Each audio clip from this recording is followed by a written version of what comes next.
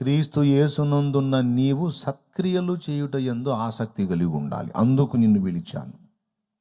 తీతుకు రాసిన పత్రిక 2వ అధ్యాయము 14వ వచనం 15వ వచనం చూడమ్మా, ఒకసారి చూడుతుంది. ఆయన సమస్తమైన దుర్నీతి నుండి మనల్ని విమోచించి సత్క్రియలందు ఆసక్తి గల ప్రజలను దేని నుండి విమోచించాడండి?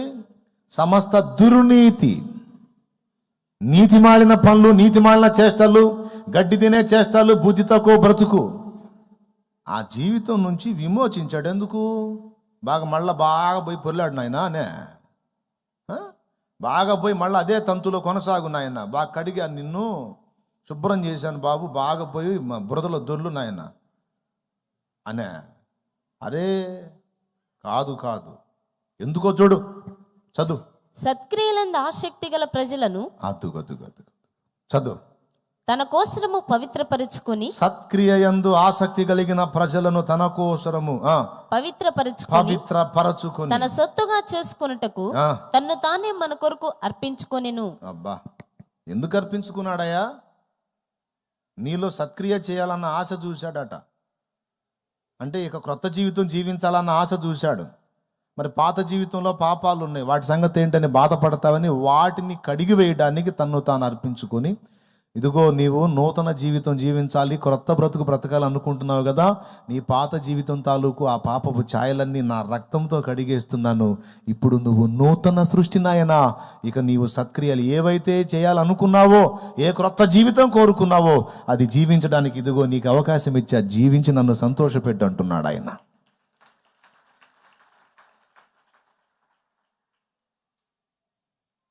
పాటలు పాడుతున్నాం కానీ బ్రతుకు మారట్లేదు. నా యేసయ్యా నీ దివ్య ప్రేమలో నా జీవితం పరిమళించెనే, నా జీవితం పరిమళించెనే. పూర్ణ మనసుతో పరిపూర్ణాత్మతో పూర్ణ బలముతో ఆరాధించెదా, పూర్ణ మనసుతో పరిపూర్ణాత్మతో పూర్ణ బలముతో ఆరాధించెదా. నూతన సృష్టిగా నన్ను మార్చినందున నీకే నా స్తోత్రార్పణలు. నూతన సృష్టిగా నన్ను మార్చినందున నీకే నా స్తోత్రార్పణలు. నా యేసయ్యా నీ దివ్య ప్రేమ. మాట అడగనివ్వండి, ఒక మాట. పాట బాగానే పాడతారు కానీ నా జీవితం, వందనాలు, బాగా పాడుతున్నారు, పాడండి, నేను కూడా పాడతాను. నూతన సృష్టిగా నిజంగా నువ్వు మారావా? నూతన సృష్టిగా నువ్వు నిజంగా మారావా? మార్చావు అనేసావు, మారావా? పాత ఏం చేయట్లేదా? గుండె మీద చేసుకొని చెప్పు, చేయట్లేదా? పాత ఏం కనపట్లేదా? ఒక్కసారి ఆలోచించు. నూతన సృష్టిగా చేసావు నాయన నన్ను అన్నావు, క్రొత్త సృష్టి అయితే మరి పాత ఛాయలు చాలా కనపడుతున్నాయి కదా. అంటే అనే ఇంకా శరీరం ఉంది కదా అనే కొన్ని కనపడుతుంటాయి. శరీరం ఉంటుంది కనుక కొన్ని కనపడతాయి. ఏం చెప్పాడా బైబిల్లో? శరీరానుసారముగా నడుచుకొనకుడి, దానివల్ల మరణం సంప్రాప్తం అవుతుంది. ఆత్మానుసారముగా నడుచుకొనుడి అని చెప్పాడు కదా. ఆ శరీరం ఉంది కదా, అందుకని కొన్ని నీకు నువ్వే కన్విన్స్ చేసుకుంటున్నావు అన్నమాట. ఎంత తెలివిగా మోసం చేసుకుంటున్నావు నిన్ను నువ్వు. శరీరం ఉంది కనుక కొన్ని శరీరానుసారమైన కార్యాలు జరుగుతాయని నీకు నువ్వే సర్ది చెప్పుకుంటున్నావు. నీ మనసుకు నీవు, నా మనసుకు నేను. ఎంత దరిద్రపు ఆలోచన అయిపోయిందో చూడండి మంది, ఎంత మొద్దుబారిపోయిందో చూడండి మన భక్తి. తప్పు. శరీరానుసారులు శరీర విషయముల మీద మనస్సుంతురు, ఆత్మానుసారులు ఆత్మ విషయముల మీద మనస్సుంతురు. శరీరానుసారమైన మనసు మరణం, ఆత్మానుసారమైన మనసు జీవం. దేవుని ఆత్మచేత ఎందరూ నడిపించబడుదురో వారందరూ దేవుని కుమారులు కుమార్తెలు అవుతారు. అలా నడిపించడానికి వచ్చిన పరిశుద్ధాత్మకు విధేయులమై ఆయన చెప్పినట్లెల్లా మనం అడుగులు వేయవలసిన బాధ్యత ఎంతైనా ఉంది మనకి, అవసరత ఎంతైనా ఉంది మనకి. నూతన సృష్టిగా నన్ను మార్చినందున, ఎంత మాత్రం నూతన సృష్టి అయ్యా, ఒక్కసారి ఆలోచించుకోవాల్సిన సమయం ఇది. పాత జీవితంలో ఉన్నవి ఎన్ని మారినాయి నీలో, ఇంకా ఎన్ని కొనసాగుతున్నాయి. ఒక పేపర్, ఒక డైరీ తీసుకొని రాసుకోవాలి. నా గత జీవితంలో ఈ దరిద్రగొట్టు లక్షణం నా దగ్గర ఉంది, నూతన సృష్టినైనాక దేవుని ఆత్మ నాలో నుండి ఇది తొలగించాడు, రాయ్. ఇలాంటి పనికిమాలిన మాటలు నా నుండి వచ్చేవి, నూతన సృష్టిని అయిన తర్వాత దేవుడు నాలో నుండి ఇది తీసివేశాడు. మందంతా కాశీకి పోయి వచ్చినోడు వ్యవహారంగానే ఉంటుంది, కానీ ఎక్కువ శాతం వేరుగా ఉందా? లోకంలో ఉన్నప్పుడు ఒక హాస్యపు కథ ఒకటి విన్నాను. కాశీకి వెళ్ళినోడల్లా అక్కడికి వెళ్ళి అక్కడ నదిలో మునిగినాక ఆ నది నీళ్లలో మురికితో పాటు వాడి దగ్గర ఉన్న ఒక దరిద్రపు లక్షణాన్ని వదిలిపెడతాడట. కాశీకి వెళ్ళొచ్చావు, ఏ వదిలేసావు అంటుంటారు పెద్దోళ్ళు. కాశీకి వెళ్ళొచ్చావు, ఏ వదిలేసావు అని. అక్కడున్న నదిలో మునిగి ఏదో ఒకటి వదిలేసి రావాలి. వదిలేయటం అంటే డబ్బులు కాదు, వస్తువులు కాదు, మనిషిలో ఉన్న దుర్లక్షణం ఒకటి. వ్యభిచార పాపం చేసేవాడు అనుకో, ఆడికెళ్ళి మునిగినా ఇక నేను వ్యభిచారం చేయొద్దు అని ఆ అలవాటు వదిలేస్తాడని. అట్లాగా ఒక ఆచారం అన్నమాట. వదిలేశారో లేదో తర్వాత సంగతి, అది కష్టం వెళ్ళే, కానీ అట్లాగా అంటారు. నేను అక్కడికి వెళ్ళాను, ఇది వదిలేశాను. లంచం తీసుకునేవాడు అనుకో, ఇక నుంచి లంచాలు తీసుకో. హజ్కి వెళ్ళి వచ్చిన తర్వాత ముస్లిం సోదరులు కూడా అంతే, గడ్డం పెంచేస్తారు. ఇక నుంచి నేను అబద్ధాలు ఆడను, ఇక నుంచి అట్లా ఇట్లా చేయను అని వాళ్ళు కూడా కొన్ని నియమాలు పెట్టుకుంటారు. ఏది, కొన్ని యాత్రలకు వెళ్ళొచ్చినప్పుడు, దేవునికి స్తోత్రం కలుగును కాక, ఎక్కడికి వెళ్ళి వచ్చినప్పుడు, కొన్ని యాత్రలకి వెళ్ళి, హజ్ యాత్రకు పోయి వచ్చినప్పుడు వాళ్ళు కూడా అంతే. మన హైందవ సోదరులు కూడా కాశీకి వెళ్ళి వచ్చినప్పుడు ఏదో ఒక లక్షణాన్ని వదిలేస్తున్నానని. పాపం ఒకటి వెళ్ళొచ్చాడు కాశీ,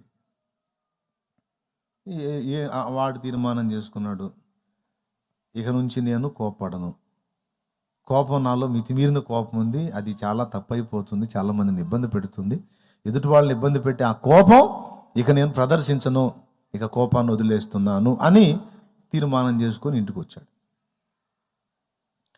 ఇంటికి వచ్చిన తర్వాత దీర్ఘశాంతంగా ముఖం పెట్టి అంటున్నాడు, చాలా దీర్ఘశాంతంగా ఉంటే ఒకడు వచ్చి అడుగుతున్నారు, కాశీకి వెళ్ళి వచ్చావంటగా, ఏం వదిలేసావు? కోపాన్ని వదిలేశాను. అర్థమవుతుంది, చాలా శాంతంగా ఉన్నావు, అంతకుముందు ఇలా లేవు అంటే వదిలేశాను కోపాన్ని, చాలా బాగున్నావు, ఇలానే ఉండు. వెళ్ళిపోయాడు. తర్వాత ఇంకొకడు వచ్చాడు, ఎరా కాశీకి వెళ్ళి వచ్చావంటగా, ఏం వదిలేసావు? కోపాన్ని వదిలేశాను. మరి ఇక వాడు అంత దూరం నుంచి పోయి వచ్చాడంటే పలకరించేవాళ్ళు చాలామంది ఉంటారుగా, తడవకు ఒకడు వస్తున్నాడు, వచ్చినోడల్లా ఏం వదిలేసామని అడుగుతున్నాడు. ఈ 4-5 చెప్పాడు దీర్ఘశాంతంతో, చెప్పాడు 4-5 చెప్పాడు. అసలు టెంపర్ క్యాండిడేట్. ఆ 4-5 చిన్నగా చెప్పాడు. ఫస్ట్ వాడికి బాగా దీర్ఘశాంతంతో కోపాన్ని అసలు వదిలేశాను అని దీర్ఘశాంతం. తర్వాత వాడికి చెప్పాడు కోపాన్ని వదిలేశాను. తర్వాత వాడికి చెప్పాడు కోపాన్ని వదిలేశాను. తర్వాత వచ్చి అడుగుతున్నారు, కోపాన్ని వదిలేశాను. తర్వాత ఇంకొకటి వచ్చి అడిగాడు, ఎరా కాశీకి వెళ్ళి వచ్చాడుగా వదిలేసి. ఏందిరా అందరూ ఇదే అడుగుతున్నారు, కోపాన్ని వదిలేసి వచ్చాను రా అన్నాడు. కోపాన్ని వదిలేసి, మరి ఎందుకు అంత చిరాకుగా చెబుతావు? చిరాకు లేదు, ఏం లేవు, కోపాన్ని వదిలేసాలేవు. తర్వాత వచ్చాడు, ఎరో కాశీ పోయామంటగా, ఏం వదిలేసావింది? ఎన్నిసార్లు అడుగుతారా? ఎంతమంది అడుగుతారు? కోపాన్ని వదిలేశారా? కోపాన్ని. ఇంకొకటి వచ్చాడు, కోపాన్ని వదిలేశాను. ఇంకొకటి వచ్చాడు, కోపాన్ని వదిలేశాను రా. ఇంకొకటి వచ్చాడు, రేయ్ ప్రతి ఒక్కడే ఆట తంతా ఇంకొకసారి ఎవడని అడిగాడంటే ఎన్నిసార్లు చెప్పాలరా కోపాన్ని వదిలేశానని అని కోపంతో చెప్పాడు. దేవుని స్తోత్రం కలుగునుగా. అర్థమైందా? వదిలాడాడు? కోపాన్ని వదిలేశానని ఎట్ట చెప్పాడు? చంపేస్తా ఇంకోసారి ఎవడన్నా అడిగాడంటే వేధవలనని శాంతంతో చెప్పాడా? సాధ్యం కాదు. ప్రియులారా, ఇది మీరు సరదాగా నవ్వుకోవటానికి జోక్గా చెప్పలా. మన భక్తి జీవితంలో మన నూతన సృష్టి, మనలో జరిగే నూతన సృష్టి ఇట్లా ఏడిసిందేమో చూసుకోండి అని చెబుతున్నా. పాట పాడుతున్నా, నూతన సృష్టిగా నన్ను మార్చినందునా అన్ను పాడుతుంటే యేసయ్య ఆశ్చర్యంగా మొగం పెట్టి, అప్పటిదాకా అటు దేవదూతలతో తిరిగి మాట్లాడుతున్నాడు, నువ్వు నూతన సృష్టి ఏంది ఏంది ఏంది ఏంది అందేంది? ఆ కుమార్తె అన్నది ఏంది? ఆ కుమారుడు అన్నది ఏంది? ఏదో నూతన సృష్టి అంటున్నారు ప్రభా అన్నారా? మళ్ళీ ఇంకో లైన్ వచ్చిందిగా, మళ్ళీ వింటాలే. ఎక్కడో జాగా మనం మాట్లాడుకున్నాం. నూతన అరే కరెక్టే, అబద్ధం పాడుతుంది. నూతన సృష్టిగా మార్చబడలేదు, అబద్ధం పాడుతున్నాడు. నా ఆత్మ ఎంత ప్రయత్నించినా తన పాత స్థితిని విసర్జించని బలహీనుడై ఉన్నాడు అని బాధపడతాడు. ఆయన ఆశ్చర్యపోయినట్టు చూస్తాడు మనకెళ్ళి. మనం అబద్ధాలు పాడుతుంటే ఏమని పాడండి? నూతన సృష్టిగా నేను వారిలో సంచరిస్తాను, వారితో కూడా ఉంటాను, వారి దేవుడినై ఉంటాను, వారు నా ప్రజలై ఉంటారు అని వ్రాయబడి ఉన్నది గనుక మీరు లోకమునకు వేరై ప్రత్యేకముగా ఉండుడి అన్నాడు. అంటే లోకంలోంచి వెళ్ళిపోయి అడవిలో బొమ్మని కాదు, లోక సంబంధులతో విజ్జోడుగా సరిజోడుగా ఉండక, లోక సంబంధులతో సరిజోడితో ఉండక వాళ్ళని విసర్జించి, వాళ్ళ క్రియలు విసర్జించి నీవు దేవుని సంబంధివి అన్నట్లుగా దానికి తగిన క్రియలు చేయమని దేవుడు చెప్పాడు. సత్క్రియలు. కానీ చాలామంది విశ్వాసుల బ్రతుకుల్లో, పరిచారకుల బ్రతుకుల్లో, సేవకుల జీవితాల్లో కూడా నూతన సృష్టి ప్రారంభమైంది కానీ కంప్లీట్ కాలేదు. ఈరోజు దేవుని ఆత్మ ఎత్తి మాట్లాడుతున్నాడు.